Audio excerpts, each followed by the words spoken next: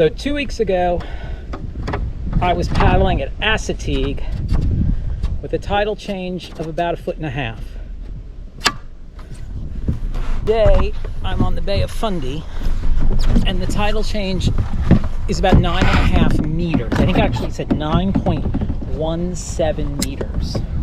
Crazy. Let's do a quick paddle. It is blowing pretty hard out there, so I think I'm just gonna poke my head out, play in the wind a little bit. Then we'll talk, if I can get my skirt on, then we'll talk about tides and why the tides here are so crazy. Let's go.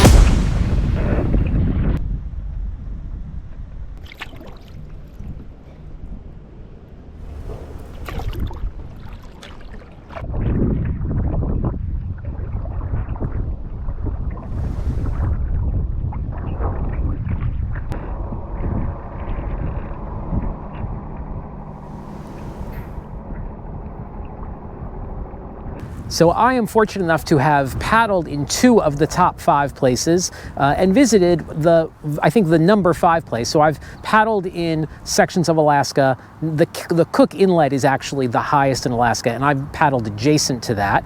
I've paddled here on the Bay of Fundy, which is number 1. I've also visited Mont Saint-Michel in France, which is number 5 on the list. So inadvertently, I've gotten a chance to experience these tides a great deal. The biggest problem is if the water is down here when you're done paddling, you have to move all your stuff above the high tide line, which is all the way up there. And when I did the Inside Passage, Sarah and I, after our longest day, about 42 miles of paddling, pulled in at low tide. We didn't plan on paddling that long, so we got off the water later than we thought.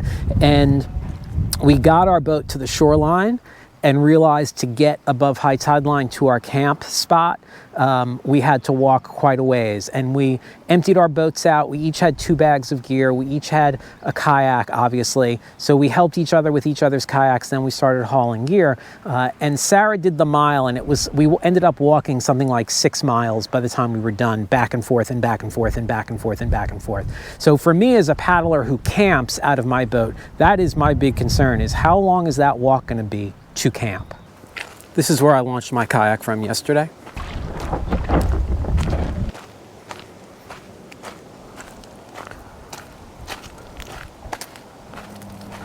Still walking.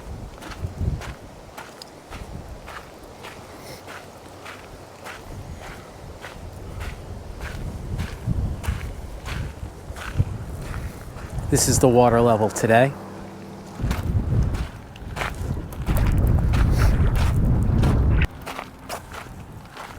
Okay, I can't quite get to them, but these poles coming up out of the rocks behind me, that's the channel markers that I was paddling amongst yesterday. I am literally standing at the bottom of the channel where I paddled yesterday. It feels weird being here, I gotta tell you, but I am a good 20 feet, maybe more, below that where I was paddling yesterday. So as I stand at the bottom of another low tide, it's amazing that I can stand here. It's not real muddy, it's very rocky. You can see water is still channeling out or funneling out, and that's actually an important word. The question becomes, why are the tides so extreme here? And the answer is two things. The first is the shape of the Bay of Fundy itself. It is vaguely funnel shaped, so it forces more and more water together as the tide is flooding in, forcing those tides to be higher. The other thing that is causing this to happen is the length of the Bay of Fundy and what's called the resonance of the tide. So tides here are about every 12 hours, high tides are about every 12 hours and 30 minutes, I think I read.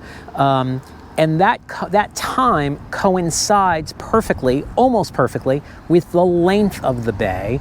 And so if you think about water in your bathtub sloshing back and forth, which it'll do in about a second, it takes about 13 hours for the water to slosh all the way in. And that, combined with the shape of the bay, is just piling all that water on top of each other, on top of each other, on top of each other, making the tides higher and higher and higher and higher. And that's how we end up with this. Okay, so that's a quick look at extreme tides. I am sure someone with way more knowledge will get way more detailed and technical in the comments below, but this is generally how it happens. I was a little disappointed in the Bay of Fundy National Park, the visitor center. I really expected like a great description of how this occurs and like a big diorama model of the bay, and there was nothing. There was very little talk in Bay of Fundy National Park about the tides, which I found a little bit upsetting, but it was made up for by the quality of the paddling. The paddling has been amazing if you time the tides right. Okay, so that's all for me on this one. If you enjoyed this, do me a favor, hit like, hit subscribe. My books are on Amazon for a physical copy. In electronic form, you can get them on Coffee. Links to that are down below. Coffee also has my gear lists and risk management charts and the Guides Way, which is well over 100 tips and tricks from a lifetime of working in the outdoors. Otherwise, I'll see you outside.